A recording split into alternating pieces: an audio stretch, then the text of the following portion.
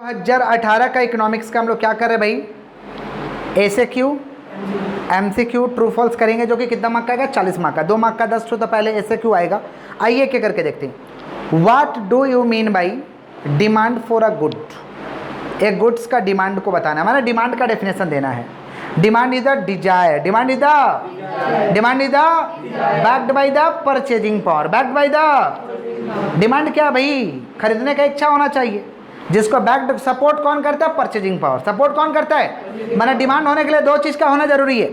Demand होने के लिए 2 चीज का होना, क्या क्या चीज का, desireness to buy, desireness to, समझ पा रहे हैं, desire to buy, desire to purchase, plus purchasing power, plus purchasing, जिसे हम लोग कहते हैं बाइंग कैपेसिटी। क्या कहते हैं, दूसरा भाषा में अभी डेफिनेशन लिखाए थे कि demand refers to quantity demand, demand refers to in which buyer willing to purchase and able to purchase, willing to purchase and is known as demand, is known as. Next, what is meant by inferior goods, what is meant by कौन सा goods, definition लिखवाए हुए inferior goods का, inferior goods का definition लिखाए हैं। जिनका नहीं लिखा हुआ है लिख लीजिएगा, समझ पा रहे। इंफीरियर माने भाई खराब गुड्स होता है, माने खराब किस्म का जो वस्तु होता है उसे कहते हैं inferior goods. Inferior goods is goods whose demand decreases when price rises, when price जब ज़्यादा होगा ना भाई, सॉरी, कंज्यूमर इनकम राइजेज, सुनिएगा ध्यान से। जब कंज्यूमर का इनकम बढ़ेगा ना, कंज्यूमर का इनकम बढ़ेगा तो इंफीरियर गुड्स क्या हो जाएगा, उसका डिमांड कम हो जाएगा। जब आपका इनकम अच्छा हो जाएगा, घटिया वस्तु खाइएगा, खराब क्वालिटी का वस्तु खाइएगा। इनकम जब कम है तो खराब खा रहे हैं, जब इनकम ज़्यादा हो जाएगा तो क्या करेंगे, उसका डिमांड कम हो जाएगा। किसका बात करें, इंफीरियर गुड्स। किसका बात कर रहे हैं, define own price elasticity of demand, own price elasticity of demand है, डिमांड में परिवर्तन होगा प्राइस में परिवर्तन होने के कारण, डिमांड में परिवर्तन होगा प्राइस में परिवर्तन होने के, उसे कहते हैं प्राइस इलास्टिसिटी ऑफ डिमांड। क्या कहते हैं, सब लिखवाए थे। It is a measure of degree of responsiveness, it is a measure of degree of, it is a measure of degree of percentage change in quantity demand due to the percentage change in price, due to the percentage change in. आगे बढ़िए, give two example of fix cost. अभी थोड़ा देर पहले समझे थे। Fix cost का example क्या भाई, salary of worker, salary of rent of factory या रेंट, समझ रहे हैं, ये फिक्स कॉस्ट का एग्जांपल है। फिर देखो, define marginal cost of production. Marginal cost माने एडिशनल कॉस्ट। जब भी मार्जिनल का बात आएगा, एक्स्ट्रा कॉस्ट। एक्स्ट्रा कॉस्ट कब लगेगा, जब आप एक भी यूनिट का एक्स्ट्रा प्रोडक्शन करिएगा, एक भी यूनिट का क्या करिएगा, एक्स्ट्रा प्रोडक्शन। डेफिनेशन लिखाया हुआ, इसका भी कर्व होता है यू से, बट प्यार से हॉकी स्टिक दिखाते हैं। प्यार से क्या दिखाते हैं, तो it is addition to the total cost, it is addition to the कौन सा cost, total cost. when one extra unit will be produced, when one extra unit will be, किसका बात करें, मार्जिनल कॉस्ट। आगे बढ़िए, नेक्स्ट देखिए। so the average revenue of any firm is always equal to the market price of goods produced by it। Average revenue हमेशा market price कहाँ पे होता है भाई, परफेक्ट कंपटीशन में होता है। कहाँ पे होता है बोलिए, समझ रहे हैं, average revenue equal to the market price कहाँ पे होता है भाई, परफेक्ट कंपटीशन। कहाँ पे होता है, परफेक्ट कंपटीशन में फिक्स सिद्ध करके दिखाया गया था कि price equal to the ARN MR, price equal to the ARN, समझ रहे हैं। तो वही सब आपको क्या करना है, टेबल डायग्राम और थोड़ा सा लिख देना है जो लिखवाया गया था।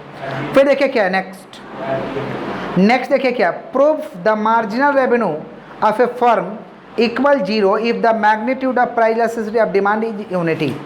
माने प्राइस इलास्टिसिटी ऑफ डिमांड क्या है, प्राइस इलास्टिसिटी ऑफ डिमांड कितना भाई, 1। तो आपको प्रूफ करना है कि मार्जिनल रेवेन्यू क्या होगा उस समय। अच्छा, इसको कराया जाएगा क्लास में। आगे बढ़िए, what is meant by contractionary fiscal policy. आ चुका है, मैंने नहीं आ रहा इस बार नहीं आ रहा, हटाया गया chapter. What is government expenditure multiplier, ये भी हटाया गया इस बार। Mention any 2 disadvantage of range as a measure of dispersion, ये भी नहीं आएगा। नीचे mention 2 causes of income inequality in India. 2 कारण बताना भाई, क्या कारण है कि इनकम इनइक्वालिटी है। पहला तो क्या भाई, अनएम्प्लॉयमेंट है, unemployment and under employment. Unemployment and, एक तो लोग बेरोजगार है और एक तो काम भी है तो भाई सैलरी कम है, अंडर एम्प्लॉयमेंट। और एक क्या भाई, एक क्या है, फॉल्टी गवर्नमेंट प्लानिंग, समझ पा रहे हैं, ये कारण है। आगे बढ़िए नेक्स्ट आप लोग का देखिए, mention any 2 measure adopted for removal of poverty in India. एक गरीबी हटाने के लिए कौन कौन सा सब कदम उठाया सरकार ने, मेजर कौन कौन सा उठाया है? बहुत सारा प्रोग्राम चलाया, योजना चलाया गया, जैसे मनरेगा, समझ रहे हैं, मिनिमम नीड्स प्रोग्राम, समझ पा रहे, मिड डे मील, बहुत तरीका का योजना चला गया, मनरेगा। आइए भाई next, why life insurance is called contract of assurance है। लाइफ इंश्योरेंस को कॉन्ट्रैक्ट ऑफ एश्योरेंस क्यों बोलते हैं? सुनो ध्यान से, क्योंकि भाई कॉन्ट्रैक्ट ऑफ एश्योरेंस क्यों बोलते हैं? क्योंकि आप जिंदा रहिएगा तो आपको पैसा मिलेगा और डेथ कर जाइएगा तो आपके नॉमिनी को पैसा मिलेगा, माने आपको पैसा मिलेगा ही मिलेगा, जिंदगी के साथ भी और जिंदगी के। इसीलिए LIC को कहते हैं कॉन्ट्रैक्ट ऑफ एश्योरेंस या contract of guarantee. Contract of assurance और कॉन्ट्रैक्ट ऑफ, समझ रहे हैं? तो पहले LIC का डेफिनेशन लिख करके सेटिस्फाइड करना है, समझे? आगे बढ़िए next, what do you mean by liberalisation of foreign trade. उसी दिन तो लिखवाए थे भाई कि फॉरेन से जो हम गुड्स का लेन देन कर रहे हैं, वस्तु का लेन देन खरीद बिक्री कर रहे हैं, उसके क्या करना, नियम को क्या करना, कम करना, समझ पा रहे हैं? क्या लिखवाए थे? Liberalisation of foreign trade, liberalisation of foreign trade लिखाया हुआ है, देख लीजिए। Liberalisation of foreign trade means removing barriers और restriction set by government is known as liberalisation. माने बैरियर्स और रेस्ट्रिक्शन को क्या करना, खत्म कर देना। बैरियर और रेस्ट्रिक्शन को क्या कर देना, खत्म कर देना, समझ पा रहे? जो गवर्नमेंट ने बहुत सारे बैरियर रेस्ट्रिक्शन लगाए हैं दूसरा देश से गुड्स को लेन देन करने में, उस चीज़ को ख़त्म करने को कहते हैं लिबरलाइजेशन। क्या कहते हैं हम लोग? आगे बढ़ें, आप समझ रहे हैं बालक? लिबरलाइजेशन मैंने क्या करना, सुनिए भाई, लिबरलाइजेशन ऑफ फॉरेन ट्रेड का मतलब होता है कि गवर्नमेंट ने बहुत सारे रेस्ट्रिक्शन लगाए हैं, बैरियर्स लगाए हैं दूसरे देश से गुड्स लेने पे, उस चीज़ को क्या किया गवर्नमेंट, कम कर दिया, रिमूव कर दिया। इसे कहते हैं लिबरलाइजेशन, जिससे आराम से गुड्स का लेन देन कर सकते हैं हम दूसरे देशों से।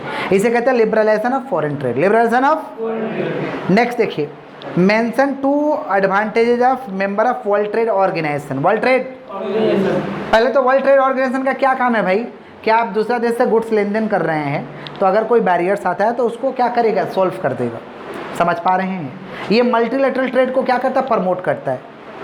WTO promotes multilateral trade, multilateral, समझ रहे हैं? और टू रिजॉल्व द डिस्प्यूट, समझ पा रहे हैं? To resolve the disputes of foreign trade, foreign trade का कोई अगर डिस्प्यूट होता है उसको सॉल्व कर देगा। आगे बढ़िए next, mention any 2 recommendation of Narasimha committee. Narasimha committee का रिकमेंडेशन तो 3 हम लिखवाए हुए हैं। नरसिम्हा कमेटी क्या किया भाई? CRR को प्रोग्रेसिवली रिड्यूस किया, CRR को कम किया, SLR को कम किया। CRR माने cash reserve ratio, cash reserve, और SLR माने स्टैट्यूटरी लिक्विडिटी रिजर्व रेशियो।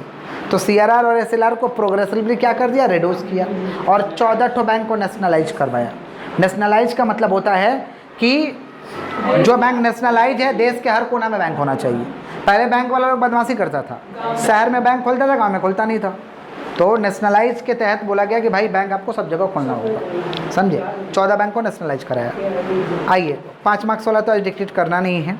उसके बाद देखिए क्या है, पार्ट बी। पार्ट बी में आइए,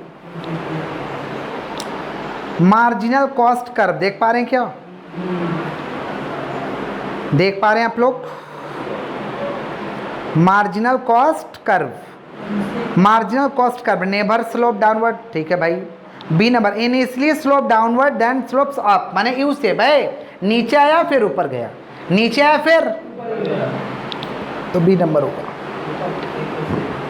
2 नंबर, द फर्स्ट ऑर्डर और नेसेसरी कंडीशन, बात नहीं, द फर्स्ट ऑर्डर और necessary condition, the first order और necessary condition for profit maximisation of any firm is, पहला प्रॉफिट मैक्सिमाइजेशन का कंडीशन क्या है?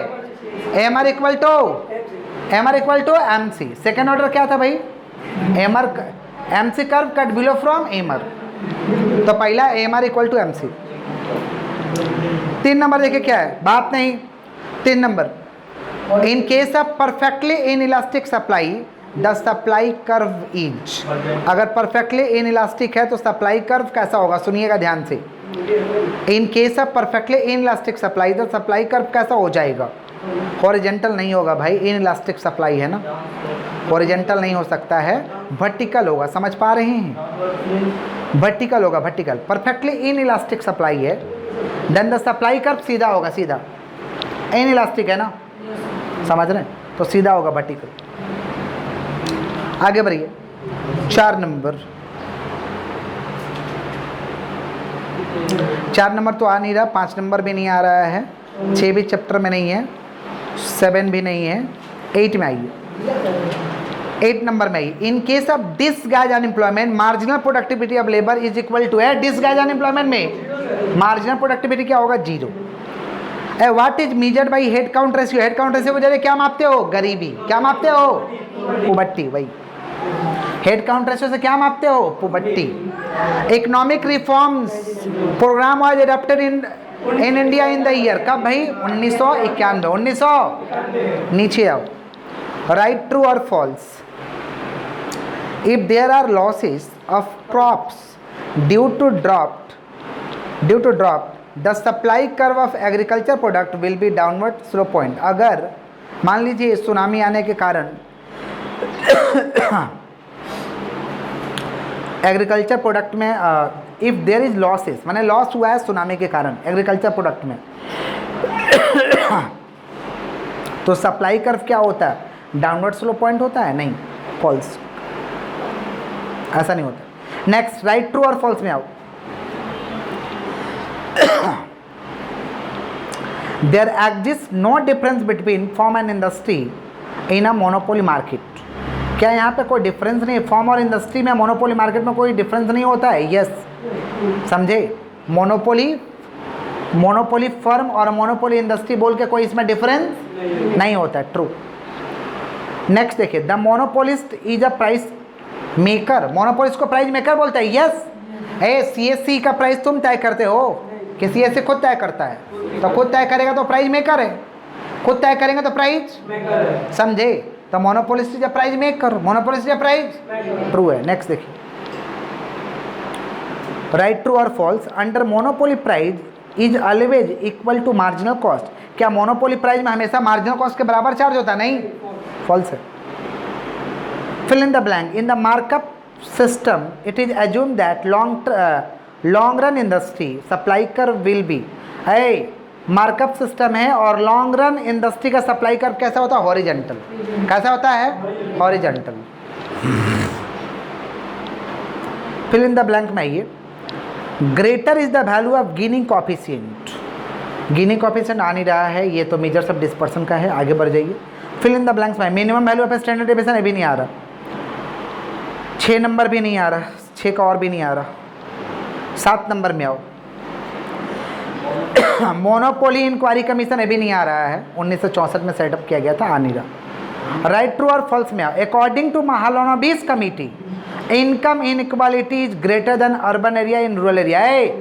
क्या होता है? शहर में इनकम लोग का ज़्यादा होता है, गांव में समझ पा रहे? तो इनकम इनइक्वालिटी पाया जाता है अर्बन एरिया की अपेक्षा रूरल एरिया में। समझ पा रहे हैं? माने अर्बन एरिया में ज़्यादा इनकम है, रूरल एरिया में थोड़ा इनकम कम है। क्या है? ट्रू है कि फॉल्स है? ट्रू है।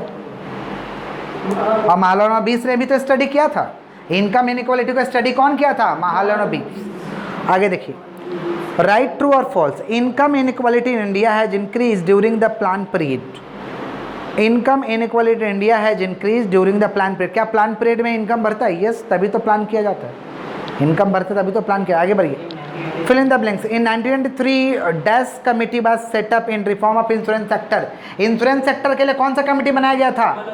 मल्होत्रा कमेटी। कौन सा कमेटी?